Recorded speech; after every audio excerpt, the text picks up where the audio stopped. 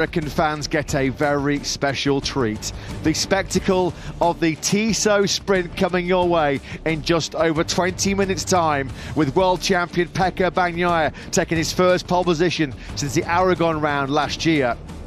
High drama throughout. Two intense qualifying sessions this morning, with pre-session favourite Jorge Martin crashing out twice. The pole man here last year in COTA, he starts from down in 12th place. But this is the moment these fans have been waiting for. The best conditions of the weekend, though. Just made the short walk from the press room to the commentary box. Pretty hot now. Temperatures are in excess of 30 degrees.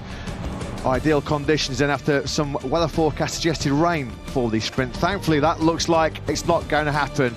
And brace yourselves, American fans. Brace yourselves, Austin, Texas, because the Tissot Sprint coming up as we mentioned. There is the humongous American flag which waves proudly at the first corner. There is the Texan state flag. Austin, of course, the state capital of Texas. What a shot that is as well, the state flag. Not a lot of breeze around him, with the famous Austin observation tower there in the background as the grid starts to form. Well, we've already had so much drama, so many talking points already on Super Saturday here in Texas. And at the end of those two dramatic 15-minute qualifying sessions, this man stood tall above everybody else. The first 2:01 lap we've ever seen in our 10-year history of coming to COTA. As we mentioned, his first pole position since the Aragon round last year. It's been a great Saturday so far for Bagnaia, the 26-year-old Italian. Front row starts in every race so far this year. He was quickest this morning in the 30-minute free practice on pole position, as he was here 2 years ago, and he is looking like a big pre-favourite for this Tissot Sprint. Lewis, hard to back against Bagnaia. It was a session for keeping your head this morning in qualifying. At one point it looked like this man Alex Rins was on course for an unlikely first MotoGP pole.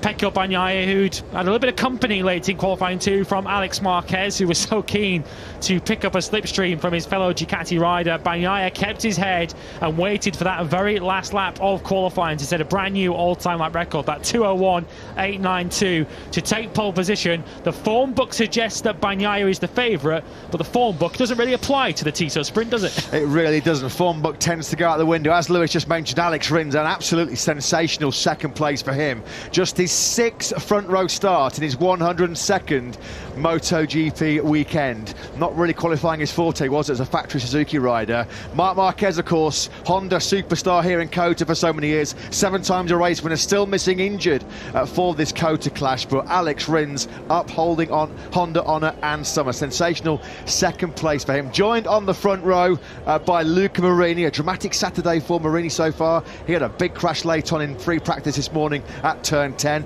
Picked himself up, dusted himself down on the front row. The Mini VR46 Racing Team rider for the first time since his home race in Mugello a long time ago in the Italian Grand Prix. Yeah, Luca Marini has had some pretty good Fridays. He often hits the ground running in a weekend, and that was a familiar story for him yesterday, but the difference was to convert it into a strong Saturday. Yeah, we told you it was pretty hot around here, and there was your graphic demonstration of it. That is one hell of a chilled out dog, isn't it? Well, I mean, we thought people like Darren Binder were super relaxed and chilled out, but that dog there taking the biscuit, this man's a dog lover, isn't he? Marco Bezzecchi, Pecco Bagnaia as well. I don't think that dog will be sort of having that pose in about 20 minutes time when 22 300 horsepower MotoGP rockets fire up towards turn 1. Great scenes, and this man comes into the sprint here in Austin as our new MotoGP World Championship leader. 9 points clear of his VR46 Academy stablemate Pecco Bagnaia. Of course, a famous day for the team and Marco Bezzecchi a couple of weeks ago in Argentina when he took the main Grand Prix victory in commanding fashion in those treacherous wet conditions. Marco Bezzecchi has not had it all his own way this weekend, particularly getting that Ducati settled over the notorious bumps here in COTA, but he started to shine on Saturday, 6th this morning, and he starts the sprint and tomorrow's main Grand Prix from 5th. He passed a test, I'd say, this morning. Marco Bezzecchi was outside the top 10 after yesterday's practice. His first weekend, of course, as the rider that everyone's looking at in MotoGP, and he certainly pulled it out of the bag in qualifying 1 and and 2. So Maverick Vinales a moment ago, who starts in the middle of the third row. For much of qualifying 2 this morning, we thought Alex Marquez was going to continue what is a very proud record at the Circuit of the Americas for the Marquez family. So often we come here and expect to see Mark challenging for victory. He's not here, of course, due to injury, but Alex Marquez goes from the front of the second row, and there is genuine podium potential from the number 73. At one point, yeah, we thought there was going to be this great qualifying record maintained by the Marquez brothers in 2023. Mark, of course, still sidelined after his Portimao incident with this man, Miguel Oliveira. He took the pole in round 1 in Portimao. Alex Marquez, for the first time in his MotoGP career, on pole last time out in Termas. Great to see this man back in action. Missed the Argentina Grand Prix with damaged tendons in his hip. He said he had a couple of crashes yesterday, of course, very unlike Miguel Oliveira, down twice in P2 at turn 2 and at turn 12. It's not been the return to form that he was expecting. 3 times in 4 sessions this weekend. He's been in 15th place. He starts 15th, Oliveira, the 28-year-old. A bit of a bogey circuit for him, particularly in MotoGP on the KTM. He's never had a top 10 in the Premier class in 3 previous starts. That was, of course, though, when he was a KTM rider. Speaking of bogey circuits, that leads us nicely to Aleix Espargaro, who's in a lofty, by his standards in Austin, 6th position on the grid. Aleix Espargaro has described this as one of his, if not his, ultimate weakest circuit on the calendar. But he's on the second row of the grid here this afternoon. The sprints certainly haven't favoured Aleix Espargaro so far. He was 6th in the first of them, although that certainly didn't justify the pace that he had in Portimao. Of course, he crashed out of the sprint in Argentina. So Aleix Espargaro already finds himself at this early stage of the season playing some serious catch-up, 38 points away from the World Championship lead. Yeah, his first top 6 on the grid since Phillip Island last October, so he's had to wait a long time to get this high up the grid. We just saw there briefly Prima Pramac Racing's Johan Zarco, 3rd in the World Championship after his fantastic start to the season, particularly on Sundays. He really has been the Sunday star, hasn't he, Zarco? He came through from 9th on the grid to 4th in Portimao, and then that stunning late charge, a super second half from Zarco in the main Grand Prix in Argentina to take his first podium finish in 12 races since the Sachsenring last year. Work to do, though, for the Frenchman yet again. He loves to give himself a bit of work to do, doesn't he, in the sprints and the races, because he finds himself at the back of row 3 in P9. It was such a chaotic qualifying session with yellow flags and all sorts of incidents and dramas coming up through that session. Zarco just managed to pick his way through it and get a place on the 3rd row of the grid. Zarco used to leading it late, of course, left it very late on the Sunday in Argentina to come through and finish in 2nd place. Of course, that was a race that Pecco Bagnaia here on screen will be keen to forget. He ended up crashing out of 2nd, of course. Well, of course, in this shortened sprint distance, half of the main race, 10 laps coming your way here in about 40 minutes local time. You've got to bet your bottom dollar that everybody will be on the soft rear tyre. Maybe a split in terms of the slick front. As always now in the new revised Michelin allocation, only 2 rear tyres available in the allocation. The soft and mediums are the options here this weekend for the riders. Pecco Bagnaia, well, we saw him on the medium yesterday and the soft today, looking fantastic. You would not be surprised. He's a red-hot favourite here in red-hot conditions here in Texas to repeat his Portimao double when he won the sprint and the main Grand Prix to make a sensational start to the defence of his world title. The smart money is going on a repeat of that double here this weekend from Bagnaia, based on what we've seen so far, Lewis. Well, as we mentioned earlier on, the Tissot sprint has been box office and highly unpredictable so far in 2023. Bagnaia here on screen will want as predictable a race as possible, going from pole position. So far in Portimao we had the top 10 covered by 5.9 seconds. In Argentina the top 10 were covered by 5.1 seconds. We've had 6 different riders on the podium in the 2 sprints so far, and 5 different leaders, including both of the factory KTM riders who both start from the 4th row of the grid. Aleix Espargaro has found the shortened sprint format, not exactly to his liking so far. A decent recovery from outside the top 10 to the top 6 in Portimao, but he crashed out in the half race distance format in Termas at the Rio Honda. There you can see, look at the impact that the increase in temperature is having on the surface temperature. 114 degrees Fahrenheit, the track temperature through that tricky first sector. Speaking of Aprilia, well, it was all going so well for them, wasn't it, the dry conditions in Argentina before the weather certainly threw them a major curveball. What about the prospects of some success here, though, today in the sprint from Maverick Vinales and Aleix Espargaro? Let's find out from the boss himself, Massimo Rivola, with Simon down on the grid. Good afternoon to you both. Yes, good afternoon, Massimo. Look, we know that it's not Alesia's favourite circuit, but we also know over the last year and a bit that he's a fighter. You know, he gives it his best. And Maverick, I haven't heard confidence speak from him like he was last night since his winning days on Yamaha. I really would like your insights going into this race. I have to say that Alesia did a fantastic job. Honestly, more than I expected. It was quite fast. It gives us the idea that the confidence is really there as he did last year. I don't think he has the race pace to stay with the guys in front, honestly. Maverick showed a very good pace with used tires. He didn't put everything together today. He was a bit unlucky also with Alex Marquez falling off in front of him. But that's life. I mean, sprint races show us that guys are in a hurry and there's no time. They feel there's no time, and things can go in a very strange and unexpected way.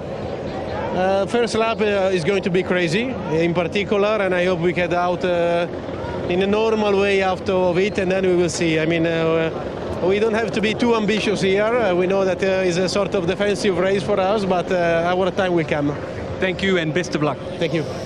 Yeah, thanks, Simon. Thanks to Massimo Rivola. Yeah, the first lap will be crazy, and then probably laps 2, 3, 4, 5, 6, 7, 8, 9 and 10 based on what we've seen from the sprint so far. Have to say, consistency we mentioned is going to be vital in 2023 with a 42-round World Championship schedule, 21 main races, 21 sprints. Already, after only 2 Grand Prix, there's only Alex Marquez and Maverick Vinales, who we were just hearing about there from his team manager Massimo Rivola, who've scored points in both sprints and both Grand Prix so far this season. So consistency, points will make prizes. That will be key, fundamental in 2023. A reminder, of course, if you're new to this format, only the top 9 score points in this MotoGP sprint, with 12 for the winner. Bagnaia starts from pole position ahead of Alex Rins and Luca Marini. Alex Marquez, Marco Bezzecchi and Alessia Espargaro will start from row 2. That's, of course, a high for Alessia Espargaro on the Aprilia here in Austin. Fabio Quartararo's best qualifying of 2023 so far sees him start from 7th on the grid. He has Maverick Vinales and Johan Zarco behind him.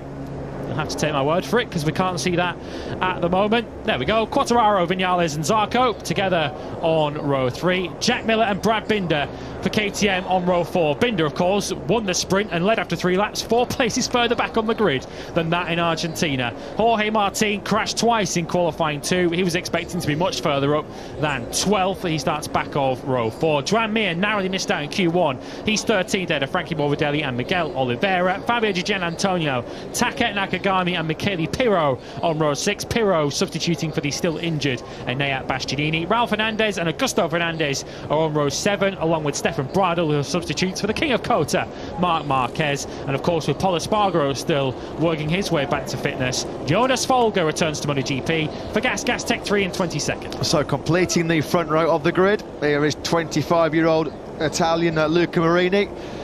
He's just 1 place behind the star of the show so far this weekend in many respects here in Kota, a man who's tasted race-winning Prosecco in Moto3, Moto2 and MotoGP. Alex Rins 2nd on the grid. What a star performance he made this morning at the end of Q2. Let's hear from LCR Honda team boss Lucio Cecchino, who's probably just got his heart rate down, Simon. Yeah, he's just getting some information from someone here, and then I think we can speak to Lucio.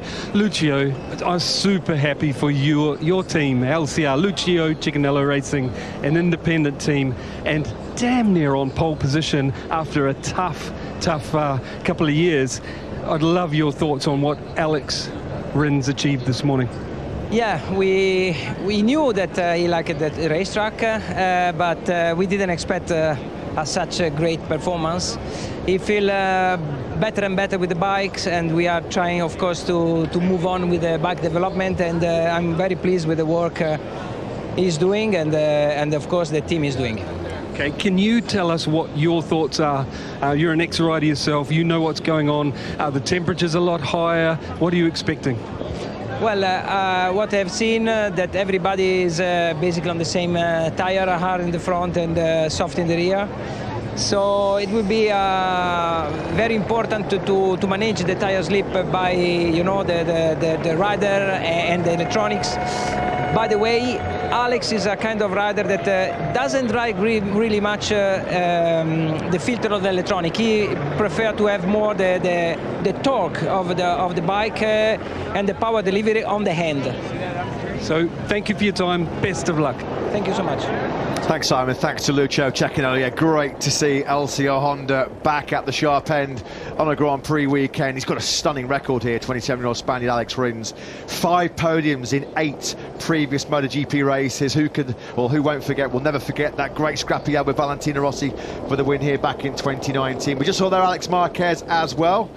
Well, we're so used to seeing a Marquez fighting for poles and wins, aren't we, here in COTA? It's now in the hands of Alex. Can he repeat his brilliance in Argentina 2 weeks ago, where he broke his duck in just round 2 as a Gresini Ducati rider on the podium? And what can Marco Bezzecchi do from the second row of the grid? It hasn't been the easiest of weekends for the World Championship leader so far. As I mentioned earlier on in the build-up, that was something of a save for him this morning to get himself onto the second row of the grid, coming through qualifying 1. The Mexican contingent making plenty of noise. They haven't had far to come, of course, here to Austin, Texas, and they're making their voices heard. Fantastic, yeah. The fans have really embraced this COTA visit. The 10th time we've been to this fantastic circuit. It really is a unique challenge. The toughest test, arguably, on the calendar for both man and machine.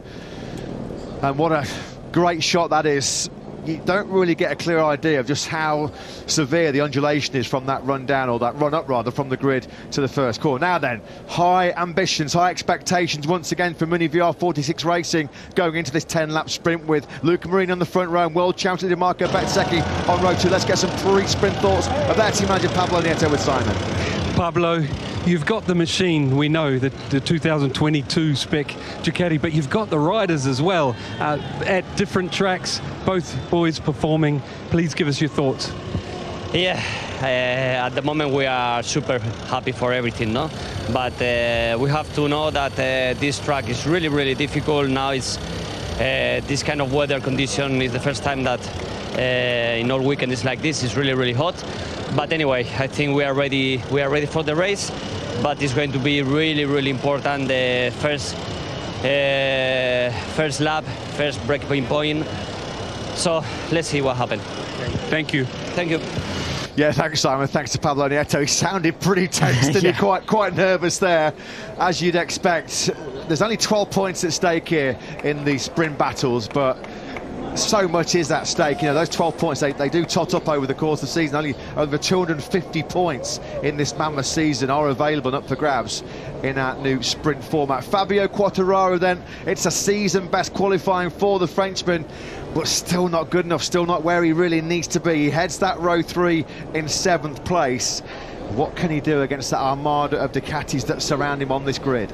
24 points, of course, available so far in the Tissot sprints. Fabio Quartararo has only picked up 1 in the 2 sprints we've seen so far. His big problem has been, as well as qualifying, it's been the first lap of races. He's started 4 times this year, of course, and gone backwards in the first lap on all 4 of them. Jack Miller, of course, going from the 4th row. Both he and Brad Binder will have their eyes only forwards from there.